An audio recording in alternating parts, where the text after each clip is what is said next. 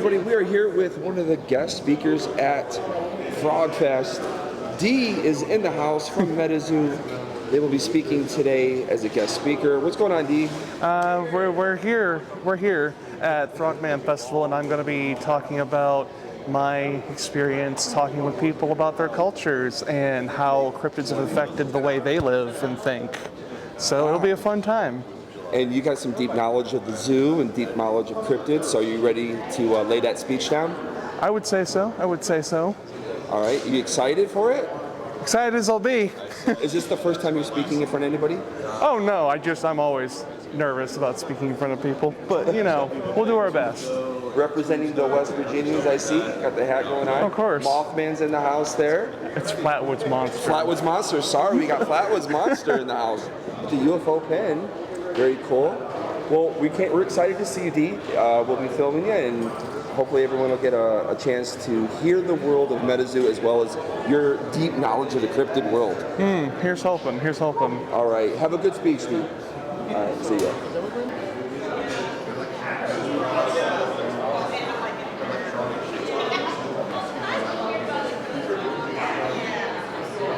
Well, my name is Jeff Craig. I'm one of the co-hosts. Oh, thank you. I can't hear you. I see a lot of familiar faces, which is great. We're a small community, the cryptid community, and we go from event to event, and we see each other, we get to know faces, and I see a lot of familiar faces. I'm in West Virginia, and I know you guys, and I don't always know your name, so come up and remind me, and I know you don't remember my name, or you call me by my last name, which I'll answer to either way, Jeff Craig. So I made Map in Black, and along with my cohort, John Stamey, we decided to put on a Frogman Festival, and so here we are today, and thank you for being here. You're going to learn a lot today from our speakers, and they're going to run the gamut. We've got everything from Mothman to Frogman to ghosts and storytelling and folklore, a little bit of something for everybody. And if you want to camp out here all day, I certainly think you will be entertained the whole time. And when you have a break, go out and definitely visit our vendors. They're what really helps make this event unique, because they are so unique and they're so talented. So please go out there and make sure you check them out. Even the ones way back in the back hallway. They really wanted to be here and we made room for them, so make sure you check everybody out. And then we've got, of course, Metazoo here, who's helping sponsor the event, so thank you, Metazoo.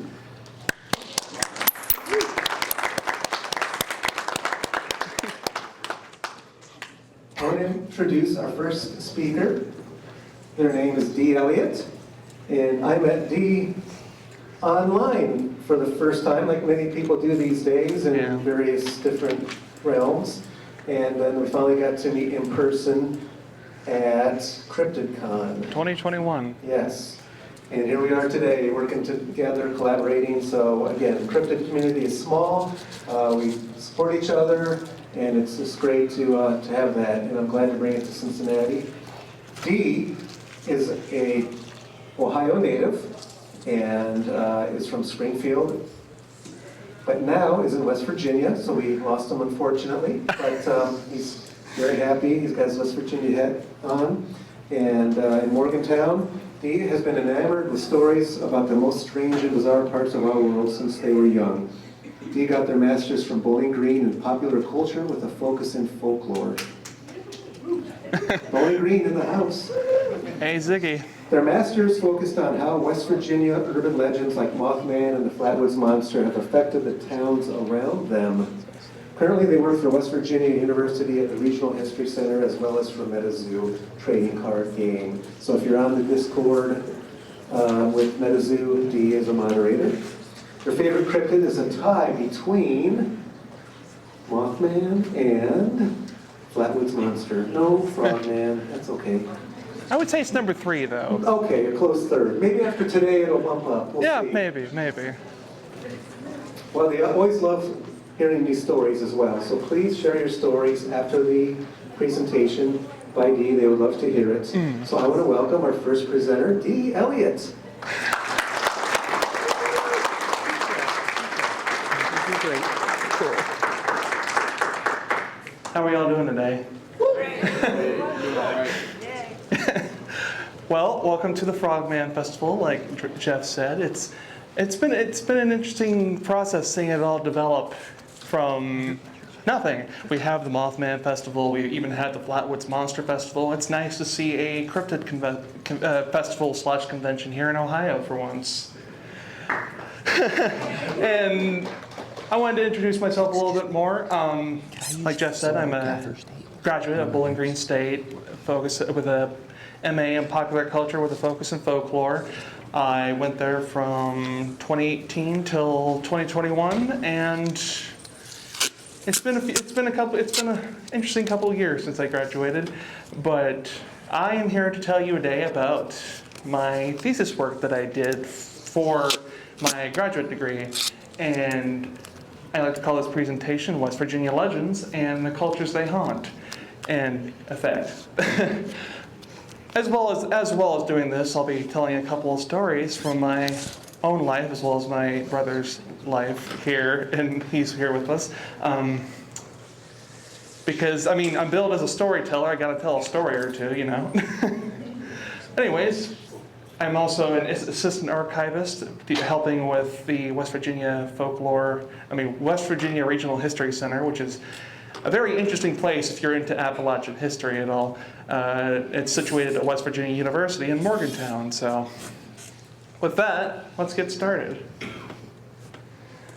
I mean, what is a cryptid? We should probably clarify this since it's, the very first presentation of the day. It's an animal or a life form that hasn't really been yet confirmed by science, but they're claimed to have existed or exist still. Some of these creatures include Bigfoot or the Loch Ness Monster, which are arguably some of the more popular cryptids out there. But my thesis focused on the Mothman, the Flatwoods Monster, and the Grafton Monster, which I like to call the West Virginia Big Three. And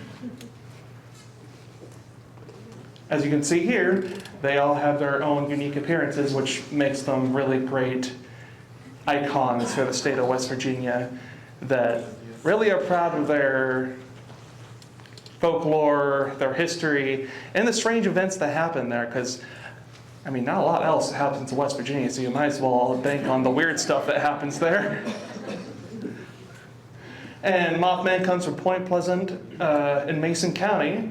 Flatwoods Monster comes from Flatwoods in Braxton County, and the Grafton Monster comes from Taylor County, all in West Virginia. Mothman, there's at least 100 sightings between 1966 and 1967. It's a regional phenomena that was originally just around the Point Pleasant, Ohio, West Virginia area when it first started. But then it had a resurgence recently in the last 20 years, and now it's an international thing, really. It's kind of interesting seeing so many people around the world talking about this previously local legend in places like Russia or Japan or just really anywhere else besides West Virginia. It's known for its dark silhouette and massive wingspan and glowing red eyes. There were also reports that said it was a sandhill crane in several encounters. And as you can see by the look of the crane there, it has these bright red eyes right up on its head there. And it's known for getting spooked real easily and having a really big wingspan. But Mothman was said to have been like 7 or 8 feet tall. What's a bird doing that's that tall in the middle of West Virginia? I mean, they also have said, oh, it was a sandhill crane that was blown off course. But at the same time, again, 8-foot tall bird.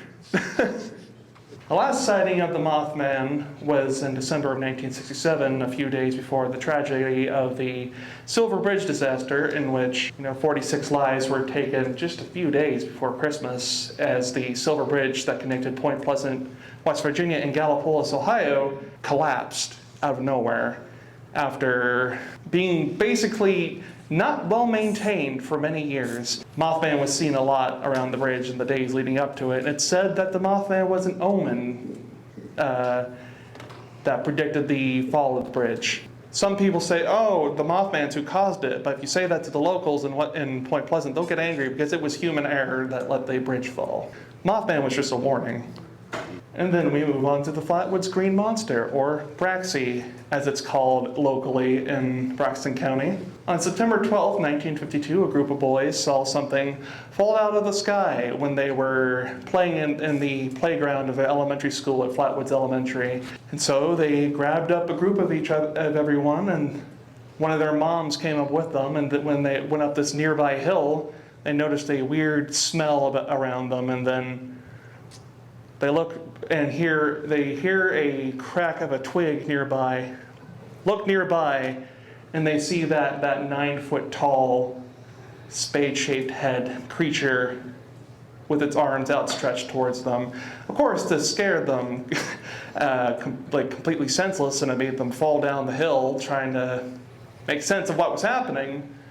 And they were feeling, because of the smell and the shock, they were scared completely for days on end. And then the government even got involved after they went and reported this creature, and the infamous Project Blue Book that was stationed at Wright-Patterson Air Force Base came and investigated the whole occurrence that was happening. And one of the boys that saw the creature went with the mother that came with the group. The two of them went to CBS News in New York and presented that drawing on live TV in 1952, which I think was really cool that a local legend could be on national news like that in 1952 at the very beginning of television. But of course, there's no surviving reel of that, otherwise I'd have a copy of it. And this brings us to the Grafton Monster. It's a bit lesser known than the previous two, because when you think of West Virginia, you think of the Flatwoods Monster, or Mothman specifically. But Grafton Monster was seen on June 16th, 1964, when the late Robert Cockrell saw something weird on the side of the road as he was driving home late from work one night. He saw this weird thing that was like a big mass of walking flesh and seal fur that was just standing there. And of course he had to slow down, look at it, and it looked like that thing. A shambling 9-foot tall horror. And then of course he immediately went to go write about it.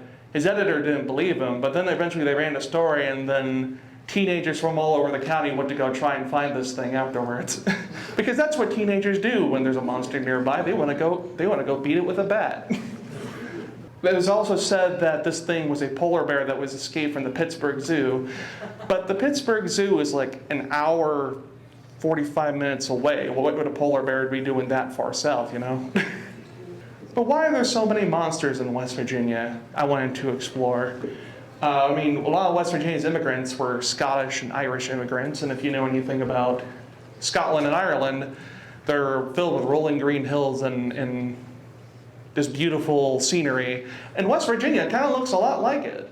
And of course, the Irish and the Scottish have a ton of stories of the fairies and mystical creatures that roam the hills that there were always all these warnings about. I like to think that the stories of these immigrants turned from fairies and unicorns into aliens and Mothmen as time went on, from the late 1800s to the mid-1900s, when the Red Scare happened and paranoia was at an all-time high. So anything and everything that could be considered weird was fantasticalized and blown out of proportion. It can't be proven while some of these creatures were real. Something weird did happen that made people get into a tizzy, because of course people are going to talk when there's a supposed sighting of a monster nearby. And since then, some communities have decided to cash in on these cultural icons and use them as a way to draw in people for tourism purposes. And that was the main focus of my thesis.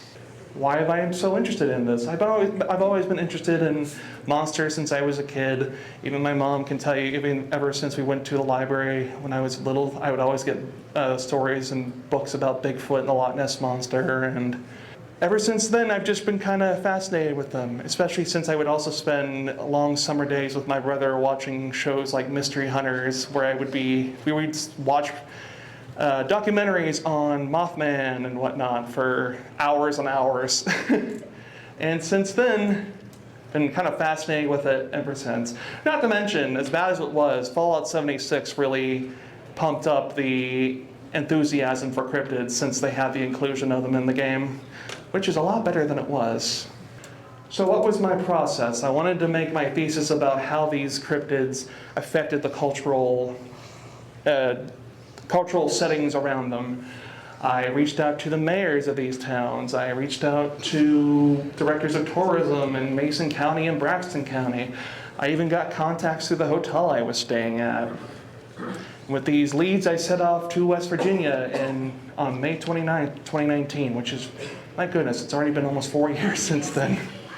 And from May 29th to June 2nd, 2019, I did research in Point Pleasant, West Virginia. And if you've ever been to Point Pleasant, there's like just Main Street that it's a pretty big main street. And I just kind of went to almost every business I could trying to talk to people about their experiences with Mothman affecting their businesses and lives as West Virginians. This is where I stayed, the Low Hotel, which the Low Hotel is like the most central location in town where anybody that's from out of town kind of just comes to hang out. Or even John Keel, the author of the Mothman Prophecy, stayed there while he was researching the Mothman phenomenon. And if you go through Point Pleasant, there's so much folk art and cultural imagery relating to the Mothman. And as you can see, there's nothing more American than Mothman holding an American flag, right? This is painted on the back of an antique store in town. And you can see it when you're going up to the main street, actually. Not to mention you have the Ohio River there, showing their significance being a major stop along the Ohio River. And in that antique store, you can even see folk art for sale done by locals of the town, like, you know, magnets, candle holders, signs and stuff like that. It seemed like everyone there who could be a crafter was trying to cash in on their cultural icon, which was fascinating to me. Shirts, mugs, even, you know, painted stumps. And there was a little coffee store right next to the Mothman statue. They had a little notebook where people could draw in. People from all around the world to come here to this little local town to experience this tiny local legend and even do their own interpretations of the creature. And I thought it was very fascinating to see how something this small could attract people from, well, places like Australia, that, you know, they would come all the way to West Virginia, of all places, just to see where the Mothman was, you know? And in that same coffee shop, they had this little cutout of a Mothman with a little coffee cup, because why not? And in the same coffee shop, oh gosh darn, I keep going to the... In the same coffee shop, they have Mothman cookies. And Mothman droppings, which are just chocolate-covered espresso beans. And not only is there a ton of folk art, there's, you know, folk food that they do in the image of Mothman, like the Mothman pizza from the Village Pizza Inn. Which, if you know the Village Pizza Inn, it's pretty important in the Mothman mythos because it was where Roger and Linda Scarberry came after their encounter with the Mothman while parking in the TNT area outside of town. They didn't know what to do, so they went to the Village Pizza Inn to try and figure out, oh, should we go talk to someone about this? And so since then, they try to get in on their little piece of Mothman history. And that Mothman pizza is actually really good, so. And even the Mason County seal has the Mothman statue on it. And there's the Mothman statue itself, which without this, there would be no Mothman tourism, I would say.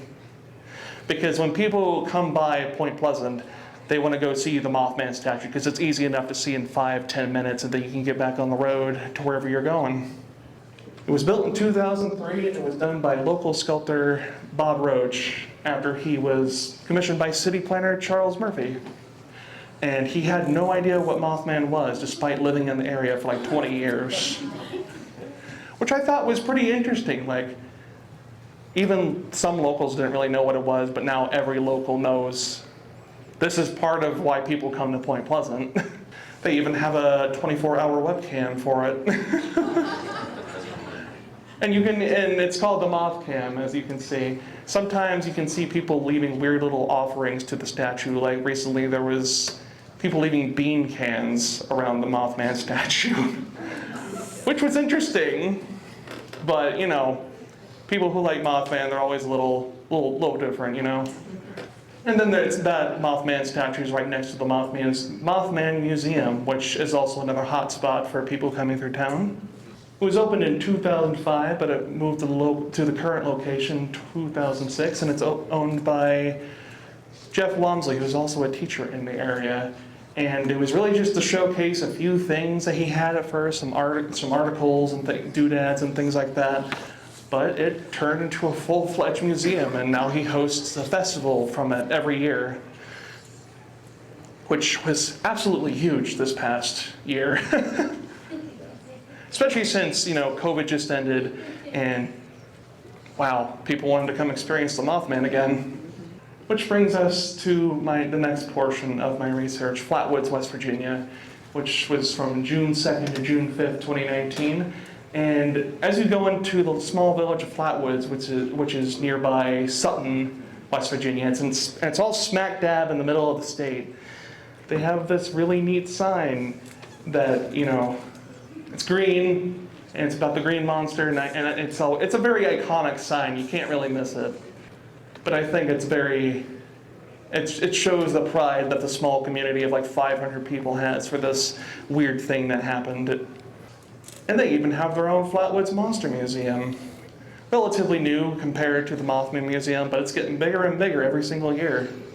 And everyone who's been, and a lot of artists who have been to it have left their own little mark on it. You have artists like Liz Pavlovic right there.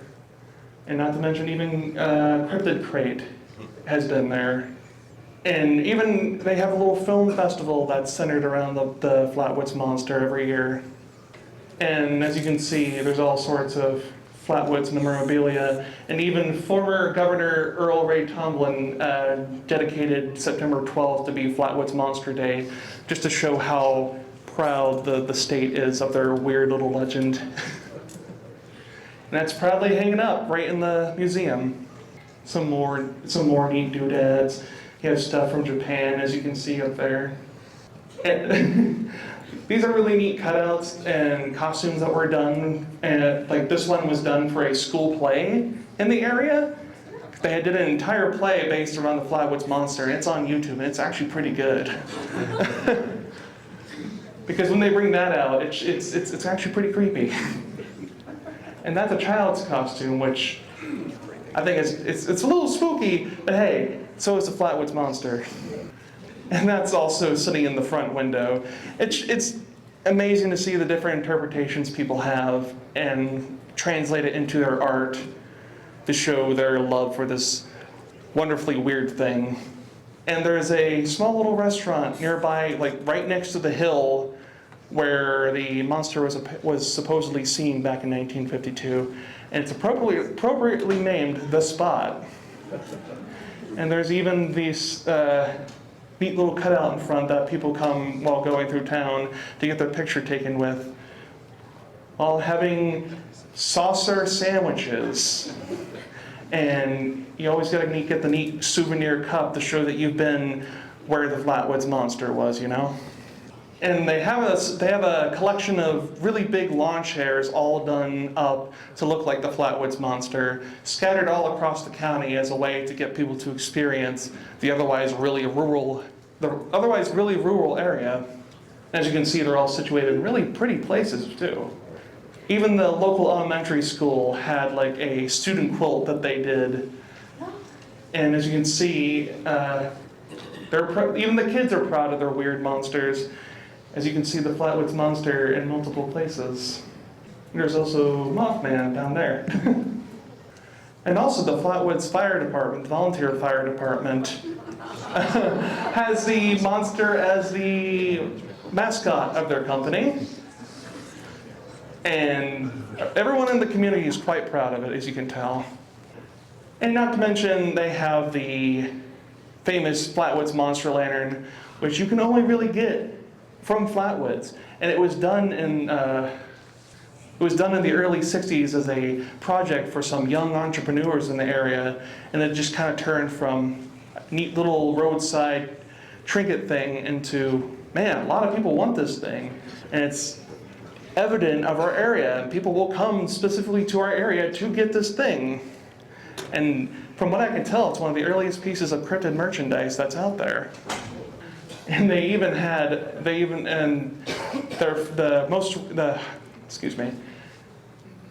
a Flatwoods Monster Festival in conjunction with something called CharCon back in 2019, and it was the first time in 10 years that they had a Flatwoods Monster Festival. They had speakers come out, they had vendors that were coming out and talking about, and so they were talking about the monster, selling merchandise related to the monster and, West Virginia and cryptids and things like that. And they even had a little parade with the monster itself leading the parade. And, there's a little girl who was wearing that weird costume that we saw earlier. But also, the Flatwoods Monster didn't just affect West Virginia. It also affected other cultures around the world, specifically Japan.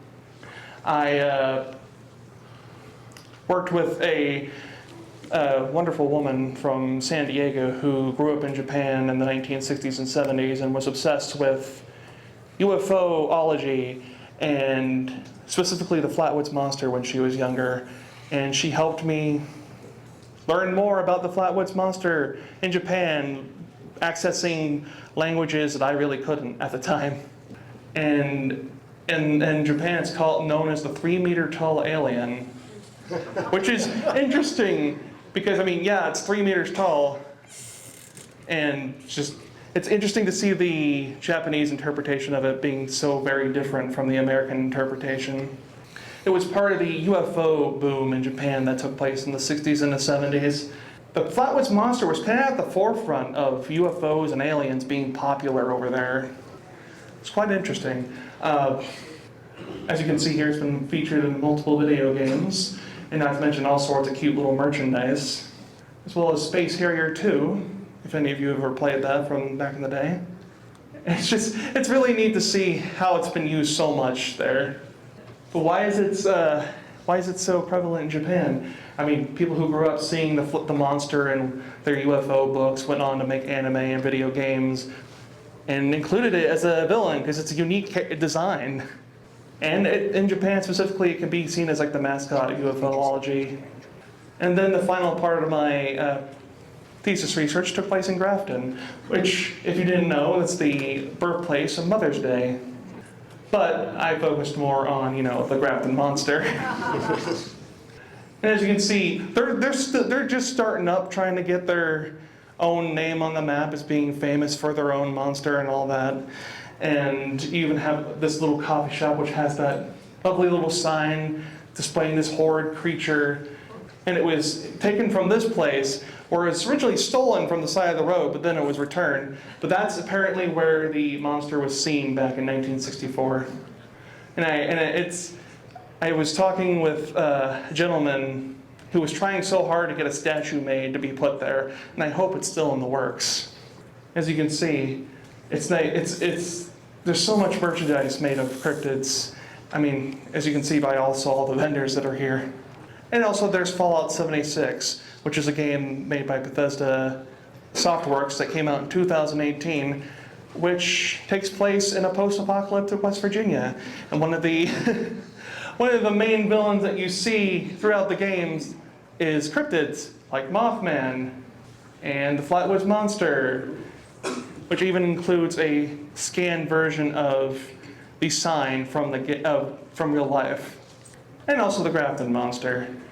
But to kind of conclude with the thesis research in general, I wanted to really explore how legends like these could affect the cultures and towns around them, how it changes how people think, how it changes what gets people to come to smaller areas like these.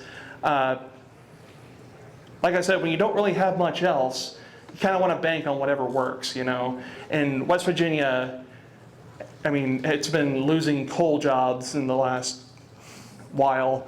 And so they've been banking a lot on tourism, and cryptids have been big bucks for them. And I wanted to explore just how people use their cultural images to make their lives better, and how they wanted to get their own names out there. Otherwise, a lot of people might not even know about towns like Point Pleasant and Flatwoods and Grafton if it weren't for these now internationally known creatures like the Grafton Monster through games like Fallout 76. And it's kind of an offshoot, if you've ever heard of dark tourism before, where people go to see where tragedy happened and weird things happened and where people died. But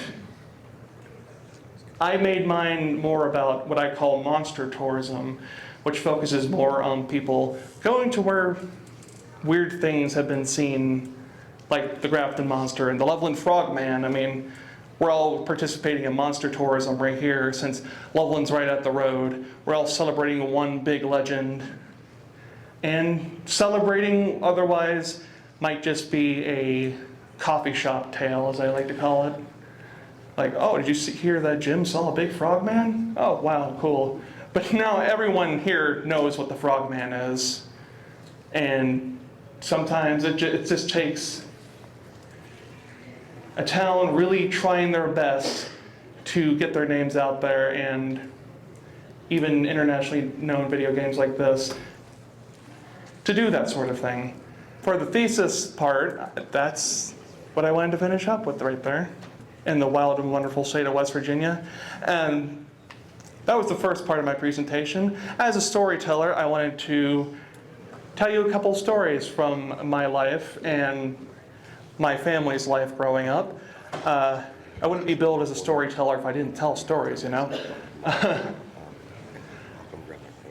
I love collecting stories. I mean, that's why I did a whole thesis based on stories. And so through my life, I've always been interested in hearing what weird occurrences people have had growing up. And, you know, just I kind of remember them like they're burned into the back of my brain. Like, for example, when I was growing up, my brother would always... We grew up in an old house that was built in like the 1920s or something like that. And every night he would leave his door open and beg our mother to shut it. And then every night he said he would see a weird man walk by in a suit by his door, put up a finger to his mouth and shush him before going down the stairs nearby. Every single night. And then he would wake up crying for help because of it. He called him the Ray Man. We don't know why. I was obsessed with learning more about this ghost because I was, you know, that weird kid who always wanted to know more about ghosts growing up. It was so cool to be growing up thinking, oh wow, is it just cool imaginary friend? No, it was a ghost. It was a ghost that was weird and creepy, and we didn't believe him. Until, you know, later on, he remembered talking about it. Because, you know, kids will sometimes make imaginary friends that they don't remember having, but then stuff like this gets burned to the back of your brain. And, I mean, heck, it even scares me talking about it today. Another nice story that I like telling people about is a night where, this is also another one of my brother's stories, because apparently, despite me trying to be a studious person dealing with cryptozoology and the paranormal, my brother is the one who experiences all the weird stuff in my family. He was walking home from powerlifting practice one night, and it was snowing, and we live right across the street from our high school, and there was a nice big patch of woods across the street there. He was walking by this patch of woods, and he turns and sees what looks like a big white hairy Sasquatch type creature stomping in the woods next to him. He kind of stares at this thing for a while, wondering, what the heck is that? And then all of a sudden it takes off running, and my brother has no idea what to do, so he just books it back to home. And he doesn't tell us about it. He tells us about it like 3-4 years later, going, oh yeah, I saw this thing in the woods one day after powerlifting practice. And we're like, why didn't you tell us about this the day it happened?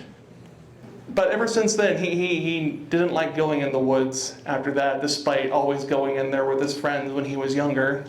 Gosh, it always felt like something was staring at us from the woods at night when putting out the trash. And not to mention the time where he was out with friends in a field somewhere, and he saw what looked like a deer staring at him from the tree line. But then he saw the deer stand up on 2 legs. And then when he saw this deer, he saw it like bolt back across the tree line, and then he couldn't see it for a while, and then him and his friends all started running for the car. He's a big guy, and he kept up with the Marine at the time, all booking it towards the car. When they looked back in the mirror, they saw this weird thing, this weird deer standing up on 2 legs, running after the car, because that's normal. But yeah, those are just a few of the stories I have in my... I also wanted to do a little quiz for people here.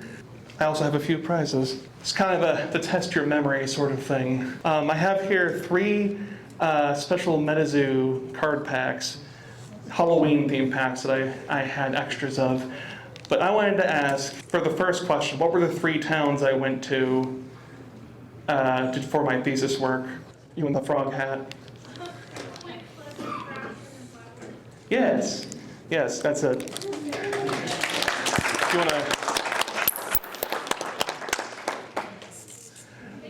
Yeah, these are neat little cards. They're supposed to be trick or treat little things, but they're nice to give out for this sort of stuff. Another question is, what was the name of the ghost that my brother saw in the story I told?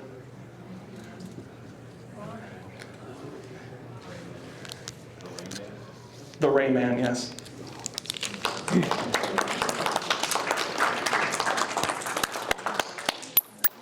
No problem. Okay, here's one that was pretty specific. What year was the Mothman statue commissioned?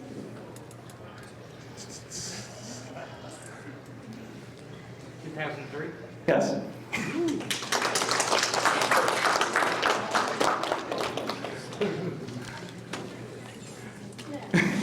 But yeah, I also wanted to open up the floor to possibly any stories anybody would like to tell me, or any questions that people have about my research or any of my experiences.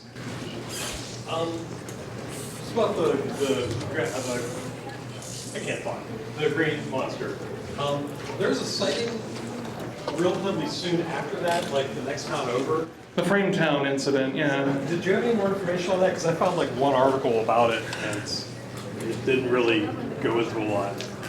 See, that was interesting because only a few people saw that, and it was like a husband and his wife at the time, and they saw what appeared to be like a big stick figure that like resembled the Flatwoods Monster kinda, Yeah. but it was like outside of the weird spade suit it had. The thing I saw, it looked like it had like the skirt, but it looked like a reptile on the top or something. Yeah, because apparently there's theories saying like the top half of the Flatwoods Monster is just a mechanical suit, and what they saw at the Frametown incident was the monster without the suit. It's an interesting thing that not a lot of people know about. Yeah, I can't find any other information other than that. There are a few good books about it. I know it just takes quite a bit of looking for that sort of stuff, especially when so few people saw it and it's not really reported on as much as the main incident. But look up the Frametown incident and you'll be able to see quite a few more facts about it. They had like the news article at the museum. Oh, cool. That's actually where I heard about it. Yeah. I know there's a couple of neat History Channel things about it too, so. Yeah. You were having a question? No, I just had a comment that when people go to Point Pleasant to see that statue, that side isn't the one that they go see. Yeah, people don't go to the Point Pleasant Mothman statue specifically to see the front, they go to see the butt. The shiny hiney, as it's called. I moved down to Point Pleasant, and I talked to this guy who supposedly took a picture of the TNT tunnel, and nothing showed up, but then some very big demonic thing showed up in the film. Have you heard, when you were down there, did people think it was like an evil presence, or? Like Mothman in general, or? Yeah, in general. It really depends on the person. Depending on the people I went to, either they hated it or they loved it. Some people saw it as like a weird demon. Some people compared it to the golden calf in the center of town from the Bible. And some people saw it as a sort of dark angel that brought their town up from nothing after it was nearly dead in the early 2000s. It really just depends on who is looking at it, you know?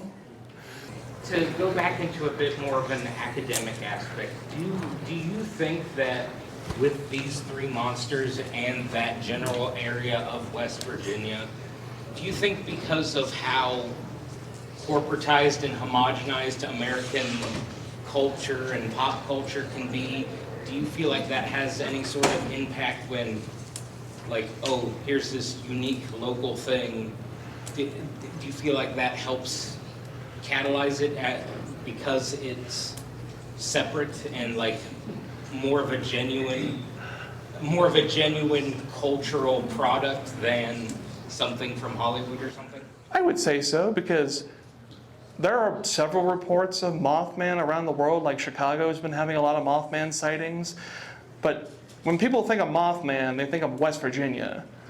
And it's a very, they cash in on this fact pretty hard, and I think they try their best to make it as unique as possible compared to other things like the hundreds of Bigfoot sightings we see across the United States, or the hundreds of Loch Ness Monster sightings we see every year, or hear about, rather. And I think what really catalyzes them is their unique their unique appearances and their scary as heck stories behind them. Compared to, oh, I saw a big hairy man in the woods. Everyone has a cousin who says that, so. I think that's what really sets them apart, and really what gives West Virginia's folklore and folk life in general a unique edge over other sorts of folk monsters. I mean, heck, Loveland Frogman's pretty unique. And that's why we're doing a whole festival about it now, because compared to other monsters, where are you going to find a frogman besides near the Little Miami River? Only in Ohio. Only in Ohio. So when people think about Mothman, they also think about the Men in Black coming after the fact too. Oh yeah, the Men in Black are closely connected to the Mothman, I would say, considering as all these events were happening from 1966 to 1967, people were being harassed by the so-called Men in Black in Point Pleasant. Newspaper writers were being told to keep quiet. People who saw aliens were told to keep quiet. And if you talk to people in town, they'll say, oh yeah, we saw some weird dudes in black suits going up and down the main street, acting weird, trying to tell people to shush. And they're not just, a comic book or a movie thing. I think because of all the appearances of them and how, well recorded they are in Point Pleasant's history, it's kind of terrifying to think about that they're out there. When you're talking to people, where do they think the monsters go? Why can't we find them? That's a good question. Gosh, it really just depends on the person. Some people say, oh, it's just a bird, it flew away eventually, or it never existed at all, or oh, it was a figment of people's imaginations. But eventually, the Mothman, especially with how it just disappeared after the fall of the Silver Bridge, it's interesting to think about where it went, but maybe it just flew off to a different area. Maybe that explains why places like Chicago have sightings now because these weird creatures go into different places. I mean, the Flatwoods Monster is also thought to be an alien, so maybe it went back home. I have a question. I have been reading on Google that they say that Mothman was sighted at 9/11. Do you believe that? I mean, it was also cited at Chernobyl as well, and the Fukushima incident in Japan. It's like I said, it's thought to be an omen for disasters, and I mean, considering how many different occurrences where tragedies happen and it's been seen at the same time, I like to think that there's some sort of weird force out there, or at least it senses something and it goes towards where tragedy is about to happen. It's pretty cool. I mean, it's not that in the Fukushima incident especially, it's not that the sighting there was also a Tengu of Japanese folklore, and if you know anything about Tengu, they're shown as big black birdmen, and Mothman is also considered a big black birdman in some cases, so. Any other questions? Are you going to collaborate with your brother to write a book? I mean, I thought about it, to be honest. I think we got time for one more. Oh, Have you studied other cryptids that might be, are other cryptids thought to be a portent of bad things to come, or just Mothman and the bridge? Or, excuse me, yeah, in West Virginia. I would say Mothman is the biggest omen type of creature, but gosh, there have not been too many that I've seen that have been omen types. I gotcha. I would just like to comment that I do think it's interesting that all of these omens are from man-made. Yeah, it's all man-made stuff. Man-made disasters. Man-made negligence, and in fact, the Silver Bridge is the reason why the Bridge Act that was signed into effect by Lyndon B. Johnson. Sir, I missed the initial part. What university did you do your thesis for, and for what degree was it? Bowling Green State University, and for a popular culture degree in folklore. Master's or PhD? Masters. Okay. And then a second question. During your research on this, did you look at the works of Gray Barker? Oh yeah, yeah. Did you go to the Clarksburg Library and review his papers? I was not able to, but I was able to get my hands on several of his books at least. He is interesting in West Virginia history, considering he just had so much to do with all these weird events that were happening. And then he was eventually told to stop, apparently, because he was getting too far into it. He was the ultimate joker. Everything the guy did was a joke. I've heard that too.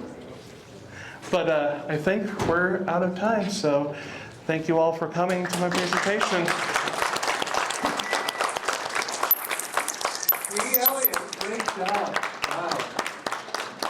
Find Dee out in the hallway and talk to them some more. I'm sure they're willing to give you more details.